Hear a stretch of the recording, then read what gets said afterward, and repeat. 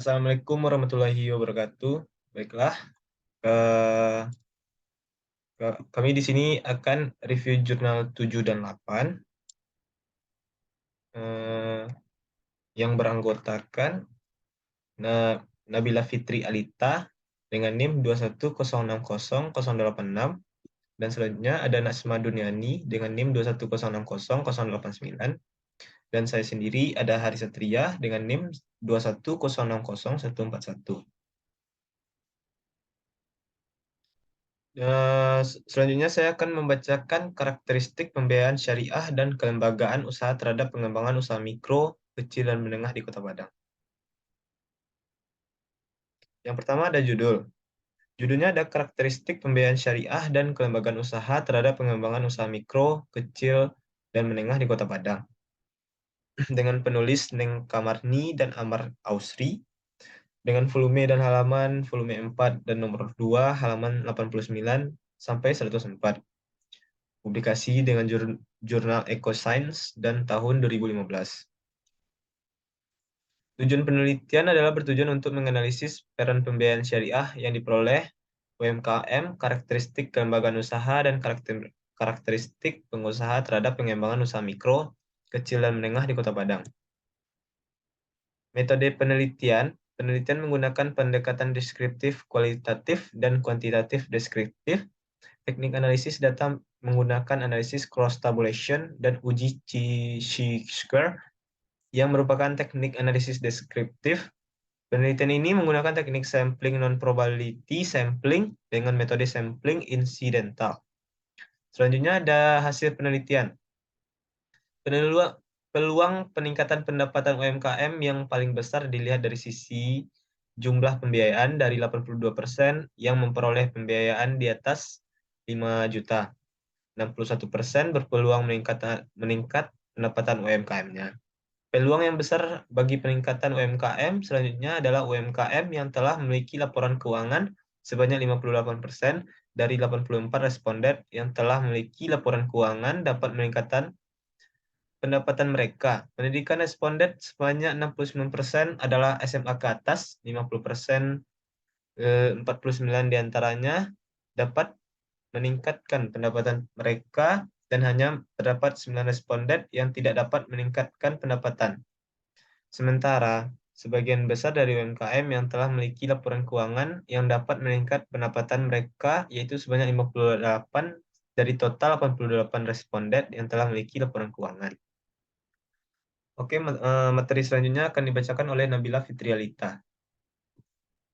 Terima kasih moderator. Selanjutnya yaitu kesimpulan. Berdasarkan analisis cross tabulasi dan uji square, terdapat hubungan yang signifikan antara jumlah pembiayaan, pendidikan, lama usaha, pelatihan pengembangan usaha, dan legalitas usaha dengan peningkatan pendapatan UMKM.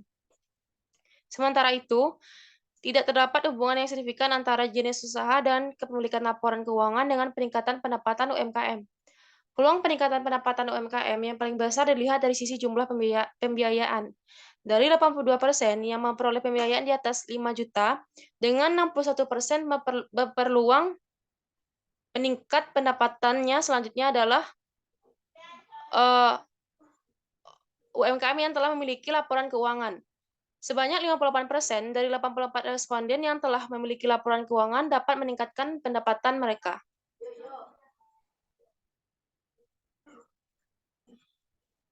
Lalu selanjutnya itu ada kelebihan dan kekurangan. Yang pertama itu kelebihan. Penulis sangat detail dalam memberikan hasil yang didapat. Lalu yang kedua, dalam melakukan penelitiannya, tingkat respondennya sangat bagus. Kekurangan dalam jurnal ini yaitu abstrak yang ditulis kurang menyentuh.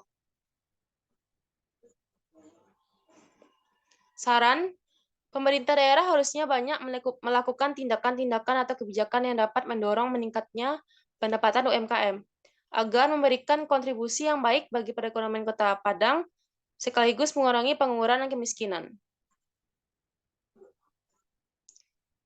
Yang ke-8 yaitu analisis permintaan ubi kayu sebagai input pada industri kerupuk sanjay di Kota Bukit Tinggi. Review of table yang pertama yaitu judul analisis permintaan ubi kayu sebagai input pada industri kerupuk sanjay di Kota Bukit Tinggi. Lalu yang kedua penulisnya yaitu Mike Triani, volume dan halaman, volume 4, nomor 2, halaman 95 sampai 112, publikasi Jurnal EcoScience tahun 2015. Tujuan penelitian. Penelitian ini bertujuan untuk mengetahui pengaruh harga ubi kayu, jumlah tenaga kerja, minyak, bahan baku lainnya, dan pengaruh output Sanjay terhadap permintaan ubi kayu pada industri kerupuk Sanjay di Kota Bukit Tinggi. Sekian materi dari saya kembalikan kepada moderator. Oke, terima kasih kepada Nabila Fitrialita. Materi selanjutnya akan dibacakan oleh Nasma Duniani. Baiklah, materi selanjutnya yaitu metode penelitian. Metode yang digunakan yaitu analisis regresi berganda, di mana Y sama dengan F, X1, X2, X3, X4. Y adalah permintaan ubi kayu, X1 adalah harga ubi kayu, X2 adalah jumlah tenaga kerja, X3 adalah harga minyak dan bahan baku lain, X4 adalah produksi kerupuk Sanjay.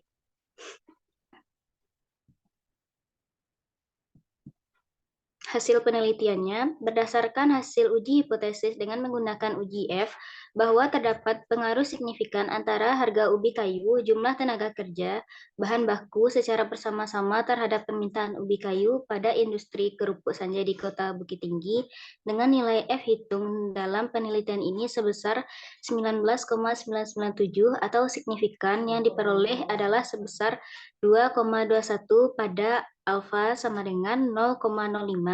Berarti F hitung sama dengan 19,997 lebih besar daripada F tabel yaitu 2,21. Dengan demikian diterima. Terdapat pengaruh antara harga ubi kayu X, tenaga kerja X2, nilai bahan baku X, produksi X bersama-sama yang signifikan terhadap kayu di Kota Bukit Tinggi.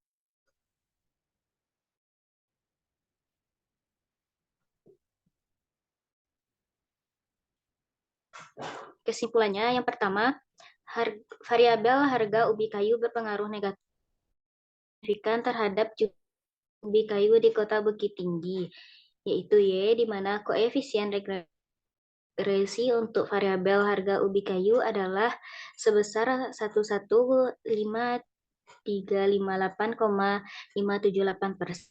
Artinya, apabila harga ubi setiap Rp1, maka tidak akan meningkat ubi kayu sebesar 8,578%. Si variabel independen lain dianggap konstan. Yang kedua, variabel tenaga kerja positif dan signifikan adalah output ubi kayu di Kota Bukit Tinggi, yaitu Y, di mana koefisien regresi untuk tenaga kerja adalah sebesar 3048,463, yang artinya setiap terjadi peningkatan tenaga kerja sebesar 1 orang akan meningkatkan permintaan ubi kayu sebesar 3048,463 dengan asumsi variabel independen lain yang dianggap konstan.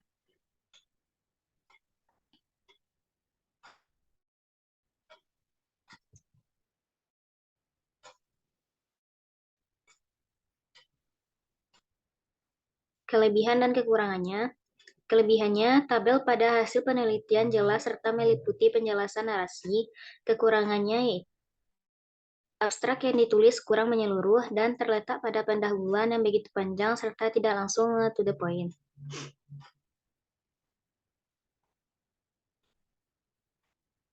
Sarannya, perhatian dan sikap responsif dari pemerintah, swasta, lembaga perbankan, dan instansi terkait sangat diharapkan oleh pengrajin terkait dengan usaha kecil untuk menambah modal yang digunakan untuk mengembangkan usaha agroindustri ubi kayu ke depannya.